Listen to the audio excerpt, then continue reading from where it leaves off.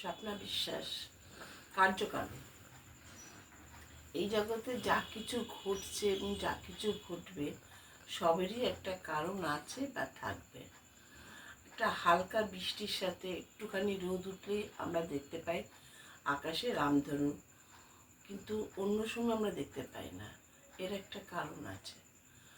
আবার আমরা যখন মেঘ বিদ্যুৎ চমকায়, তারপর আমরা একটা আওয়াজ শুনি, দুটো ঘটনাই কিন্তু একই সঙ্গে ঘটে, কিন্তু একটা আগে একটা পরে।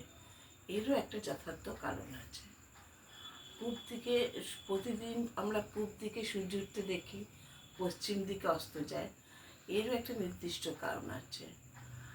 আকাশের ব্রহ্মাণ্ডের ভেতরে যেসব গ্রহ নক্ষত্র আছে তারা জট পাকিয়ে যাচ্ছে না, তারা সবাই নির্দিষ্ট দূরত্ব বজায় রেখে চলছে। এরও একটা সুন্দর কারণ আছে। এই এই পার্থিব জগতেও আমরা দেখতে পাই যে ছেলে খুব পড়াশোনা করছে তার ভালো রেজাল্ট হচ্ছে।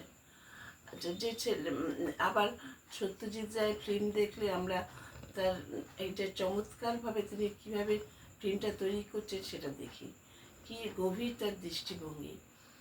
এটা একজন বিরল, উনি ছিলেন একজন বিরল প্রতিভার মানুষ, তাই জন্য এটা সম্ভব হয়েছে।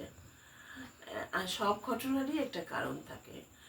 ব্রহ্মাণ্ড থেকে পার্থিব জগতে সব ঘটনারই কার্যকারণ নিয়মে বাধা আছে।